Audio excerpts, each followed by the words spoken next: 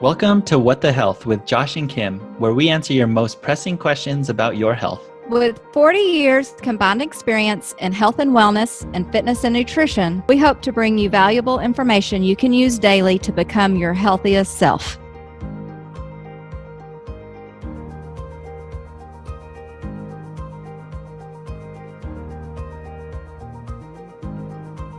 Okay, Josh, I know you like a plan. And y'all, we did have an episode ready for you, but I'm going to change it up a little bit. Are you up for it?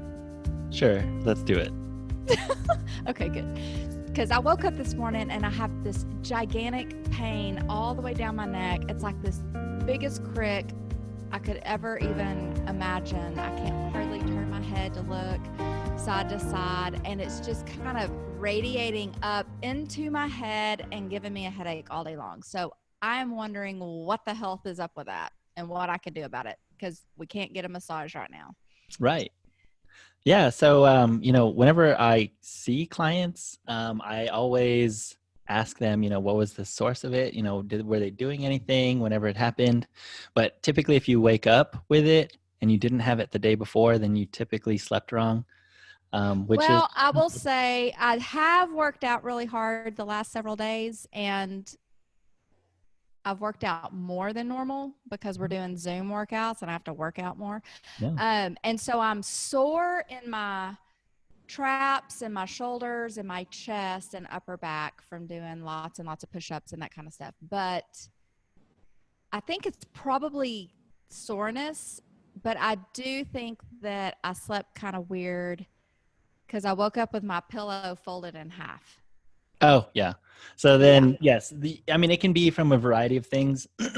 So, sometimes whenever we're considering the source, one, sleeping wrong or, exercise, you can also get it from, whatever you do all day. If you're spending a lot of time sitting, watching TV, or on the computer working. Working at the computer. Exactly. Doing lots of tedious kind of in front of me tasks. Yeah. And most people actually, slouch their head forward and, maybe they don't sit in the best position. Right. And so that just kind of is a vicious cycle, if you will, of setting up that potential for you to mess up your neck in some form or fashion. So whenever you are, just sitting there talking with me, are you feeling any like numbness, tingling down your arms or anything? No, it's more for me just like tightness and tension.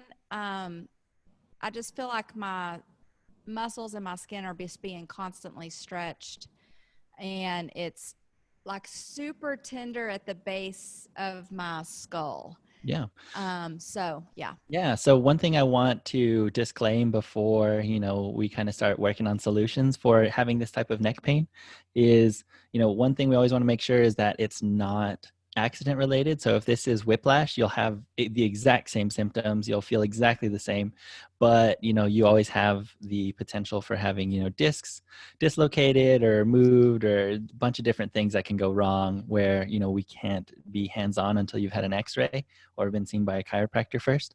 So if you're having neck pain due to an accident or something of that nature, then, you definitely need to go and get checked out by, either a chiropractor or someone who can do x-rays. So yeah, that's a good point. And also if you have had, I guess, any kind of neck injury in the past, or you've had a herniated disc, or you're prone to misalignments, then definitely seek that out before you try any of this other stuff. Exactly. Yeah. So, we kind of went through some of the ways you can get it, but honestly, I think everybody's just itching for how to fix it like immediately, right? So, Well, yeah. yeah, exactly. So, especially Okay, because here's the thing. Here's the deal. I woke up and I started kind of trying to stretch my neck, and it almost seemed like that made it worse. Yeah, and that can definitely happen. It is one of those things that sometimes it takes a little bit of pain and being uncomfortable to actually get past it. So yeah, stretches can do that, but something that I find significantly helpful is actually hands-on, certain trigger point techniques and things that you can actually do at home to at least hold you over until you can get a massage. Now, because of the Mm. circumstances, we can't get massages, and everybody that I know is long overdue for a massage, you know? Exactly. Yeah, so Exactly. so regardless of having acute pain or chronic pain, I think everybody's overdue by now because it's been way too long for all of us. Right. Yeah, so obviously stretches are going to be very uncomfortable. So my immediate recommendation would be like topical analgesics or pain medication, just to at least calm the inflammation, so that you can do the techniques that you need to do, like the self-care techniques or the stretches that'll actually get you feeling better. That's typically Ooh, why. okay. So I have a question. That leads me into a question then. So Yeah. what would you recommend then? I know where my brain goes, obviously, but heat versus ice. Yeah. So I'm going to tell you what I know, and then you can tell me whether I'm right or not, No, go ahead. or what I think I know, right? So I've always done heat to loosen up the muscle tissue before doing any kind of stretch or physical therapy or type rehab exercise, and then ice to calm down the inflammation afterwards. But if you are not going to do any kind of trigger point or stretch or exercise, that's where it gets kind of, I don't know. Which one do you think? What do you think about that? What are your thoughts? Okay, so prior to actually opening up the spa and doing all that stuff, I spent a lot of time shadowing like physical therapists and different things, and we always have the same question. And if I'm being honest, there are studies that go both ways. Yeah. They are bisexual. Okay, that's probably not the best way to put that, but Bipartisan? okay, whichever. I don't know.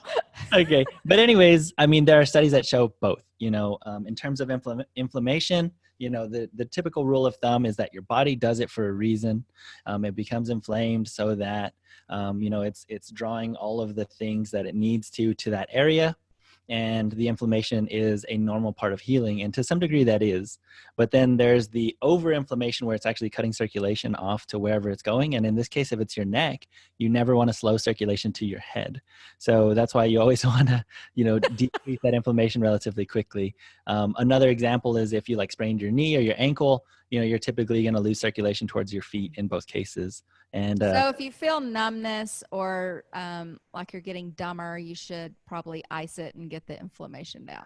right, exactly. And that's the thing, is that generally they say within the first 24 hours, I'm sorry, within the first 24 to 48 hours, Mhm. you should always use ice. So heat is not what you want to use in terms of acute inflammation. So like a sprain, a strain, or those types of things, ice is the go-to. After 48 hours, you're more than welcome to use whichever is comfortable for you. However, long-term use of heat or ice longer than 15 minutes is contraindicated across the board, just because you can mess up like your sensory neurons and all of that. Yeah, it actually does tissue and nerve damage, if Right. especially ice, even more so Yeah. on the tissue damage longer than like 20 minutes, I guess. Yeah. So. So going And back then alternating back and forth is really a great way to help right. reduce pain and alleviate discomfort in general, right? Yes, and that's actually what I was going to get to, was going back to the neck. You can actually find it useful to do what's called contrast therapy, which Mhm. is alternating heat and ice. So Okay. in you have a heating pad, you can use that for 15 minutes. Then you alternate with ice. Always have like a paper towel or some kind of barrier between the actual ice and your skin. Okay. Um, yeah. So then that's what's gonna, you alternate those two, but you always have to finish cold. So going back to the within 48 hours. Okay, so always end on a cold. That Yeah. yeah, that's good. So if we are going to not sit there and be unproductive with an ice pack or heating pad on there, we're kind of pigeonholed to our seat.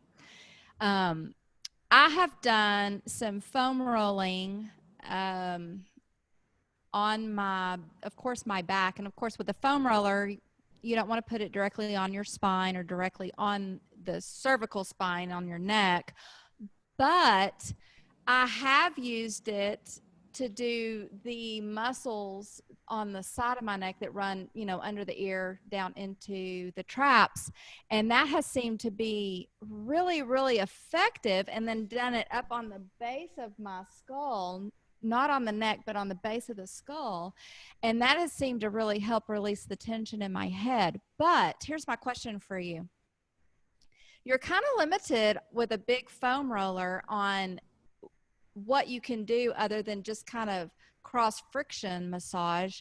Do you have any suggestions? It scares me to use a tennis ball there because it can just so easily slip and hit your Right. spine. Mhm. But do you have any tips or tricks on how to make the foam roller a little bit more effective than just kind of wiggling back and forth across the muscle? Yeah, definitely. So I think the most important thing to note is that although you feel it in your neck, maybe up towards your head or even down along your neck, most of your neck muscles actually start in the center of your spine, close down into your back, and then they actually move up into your head.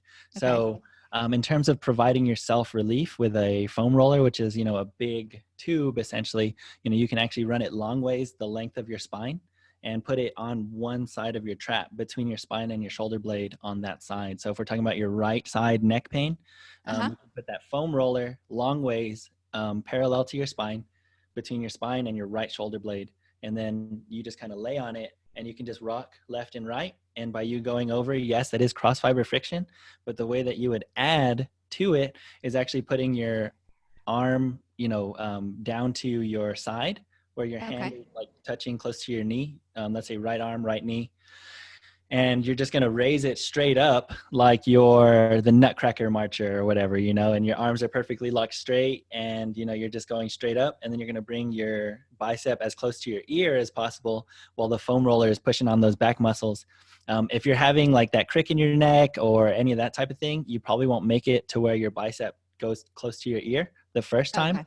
So you generally want to do those like in sets of 10 while you're doing that, and then just kind of lay on the actual foam roller itself. So again, these are exercises that you can do, or like little trigger point stretches that you can do to help mobilize all of the tissue at home. And those are great to do. However, again, if you have like the whiplash stuff, you cannot do these until you've been checked out. So as long as this is from, like we said, sleeping wrong, or, maybe Right. moving in the wrong position, or, an exercise, or just being sore, these are definitely going to help you. Yeah, and sitting at the computer looking down and all that kind of Yeah. stuff for So sure. I'm going to say, of all of the things that we mentioned, this is going to be the most painful. So you would definitely want to do it while you're iced, where you're numb. You've kind of numbed the tissues down. And then also, or you've taken some medicine to kind of help bring the inflammation down and Yeah. kind of dull the pain. Otherwise, you're going to be having to tolerate a lot more pain, than you're already in to get out. There's something that I learned, when I had reconstructive foot surgery, I am not a fan of taking medicine or whatever if I don't need it. Right. And you're going to have to probably talk me into it and convince me that that is something that I need to do. And something that stuck with me that my physical therapist told me was because I did not want to take pain medicine at all, but they saw bone and screwed it back together. And so I had to take some pain medicine. Yeah. But I would show up to physical therapy and we wouldn't be able to complete the therapy because my pain tolerance, it just maxed out. And she said, you have got to take, and I'm not saying take pain medicine, I like pain pills. I'm just saying, Tylenol, Aleve, the over the counter analgesic, anti-inflammatories, NSAIDs. But she said, if you don't take something that allows you to do the physical therapy and kill the pain so that you can participate in that, you're never going to heal. So for those of you who are listening saying, I am not going to take Tylenol, it's horrible for you, there is a purpose for those medications that, if used correctly, properly, and responsibly, can actually really benefit you and help you out in the short term. Right. You want to make sure you're not long term relying on those, but fix the problem, but allow the medicine to help you fix the problem. So Exactly. I really felt like that was something that made my mind at ease and allowed me to accept that and use it as it was intended to be used, and it helped and worked. So when you're doing, just one other quick question, when you're doing laying on the foam roller on your on your back long ways and you're doing the arm movement, do you hold still on the foam roller or do you still continue to kind of rock back and forth? So as you're moving your arm, your back should be as still as possible. You Okay. really want to almost arch your back where you lean into the foam roller so Okay. that it's pressing onto the top part of your trap, for lack of a better way of saying it. Yeah. The upper trap is definitely what you're aiming at. Okay. So there are several neck muscles that are right in that area, and that's why I always recommend doing that. That's one of the best places to put like tennis balls for trigger points and those types of things. So if people have foam rollers, they can definitely do it that way. You can also put tennis balls there. Yeah. And the way that you control it is you put it in a long tube sock and you put two tennis balls in there. So Okay. you will space them far enough so that they are outside of your spine, but still within each of your shoulder blades. And then you can actually do bilateral movements or move both of your arms at the same time while it's pressing on that upper neck. So you don't really want to press into your actual neck. You want to be more at the base of the neck, which is right along, even with your shoulders, kind of where the top of your shoulder blades are, and Okay. still between your shoulder blades, but still outside of your spine, but inside of your shoulder blades. Does that make sense? Oh yeah, it makes perfect sense. Yeah. Which leads me to a modification for that. I deal with a lot of people who are super sensitive to the pain that that brings at first. Mhm. You build your pain tolerance and what you can handle up as you go. But for first timers, for those of you who are like, I cannot lay on that tennis ball.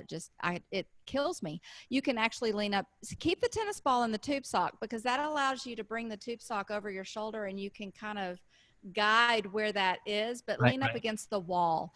And if you're up against the wall, put the tennis ball on your shoulder, then lean against the wall. You can control how much pressure. It's not quite as intense as laying on the floor, and gravity is also, contributing to the pressure point. But using the wall to start and then get some mobility, still do the same exact arm movement that way, and then migrate down to the floor. Also, the foam roller, the bigger the surface, the more it's going to disperse the pain. Right. So the smaller the surface, the tennis ball is a lot smaller surface area than the foam roller. So it's going to be a little bit more intense and a little bit more pinpointed. So Yeah. if you don't really know where you're aiming, a foam roller might be a good general overall Yeah. shotgun approach to the back and neck pain. Right. Yeah. So anything else that you can kind of add to that that's maybe a home remedy until we can get into massage? Because I'm going to say right off, massage is key.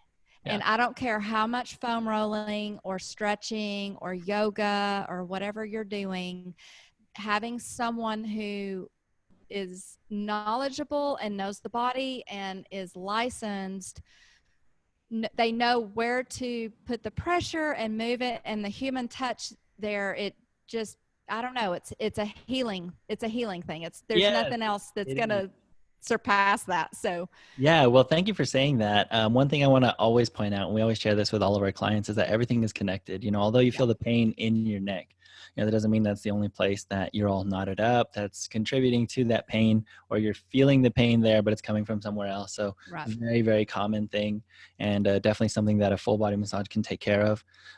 So, with that said, I do like the modifications that you made with the whole wall thing. Mm-hmm. I'm with you on the whole medicine thing as long as you're taking it to do exercises and to be able to tolerate all of those and then the stretches and things, then you'll be fine. It's okay to take Yeah. it. It's okay to take medicine's not going to hurt you. As long as you're using it responsibly, you can use a little bit here and there. So I don't want anybody to feel guilty about that, because I'm with you on that. I don't ever take Yeah. pain medications or anything like that unless it's like severe and I need to Right. be able to function. So I think that that's fine. Yeah, However, absolutely. we're also not condoning just taking a ton of medication for no reason. So No, no, no, no. Use it as a tool. There's tools out there. God, made medicine too, and there's those tools that we have in our toolbox, and use them there you go. to help you. But I think that starting low on the bar, do what you can. Let's get the right pillow. Let's evaluate our workstation. So is our computer set up straight? Are we paying attention to how we're sitting and working and doing those. Are we overworking? There's lots of these push-up challenges out there right now. So are you doing a push-up challenge? Maybe you should back that off a little bit, or once it's over, back it off some. Or you addressing your stress, and are you just never stretching, working out? Do you have weak muscles, and that's what's causing your bones to, get out of alignment and causing those muscle spasms and cricks and misalignments? So I think evaluating your environment and what you're doing, and then using your tools in your toolbox to help you out is kind of the whole point, and keeps everything balanced. So. Yeah. So one final thing that I'd like to end on is, stretches. I'm always a huge fan when it comes to the neck of doing chin tucks and wall angels. Now, we have covered this in a previous episode and previous videos. So, if you don't know what those are, these are amazing for your neck and any pain that you're having. I think we did that for my personal one. Yeah. Okay. So then follow Kim. Yeah. So, well, I mean, of course, follow me, but... But if you're going here to, to our What the Health page to look for those exercises, you're not going to find them there. Although we will just post them. They'll be on my website and on my Facebook and places like that. So you can track them down pretty easily, or just email us. We'll send them to you. There you go. I was going to say that too. Yeah. So if you need help with any stretches, or if you're in like the dire straits of pain and all of that, then, feel free to reach out. And I do those angel things. What are they? Angel wings? Yeah, you can wall angels. You can do them on the wall. You can do them on the floor. The more you guys get to know me, the more you'll realize that I just make words up for things I can't remember. So, the wall angels. I do those actually every single day. That really helps I have a chronic rib that rolls out of place, and that really seems to help that. Good. So, yeah. Very cool. Stuff, Joshua. So I think that's everything that we wanted to say, right? Ooh, yeah. Okay, so now it's time for our interesting and possibly disgusting fact about the human body. Is it my turn? It is your turn, yeah. Oh, cool. What do you have for us, Kim? Ooh, I have a good one. So humans cannot digest grass. I think we all kind of know that, but here's where it got confusing. There's claims out there that wheatgrass aids digestion. And that is actually not true. Humans would need several more stomachs to be able to digest it, like cows have. Ah, see, and that's why I don't eat vegetables. Vegetables? I'm just kidding. Wrong. I'm not a rabbit. That's why I don't do wheatgrass. Besides the fact that it tastes like grass, I'm not going to do wheatgrass. Because you can't digest it anyway, so why? What's the point? Yeah. I don't like any of the letters in grass. So the grr or the... I think we are way off topic. Oh, okay. That brings us to our next episode. Okay. All right. Actually.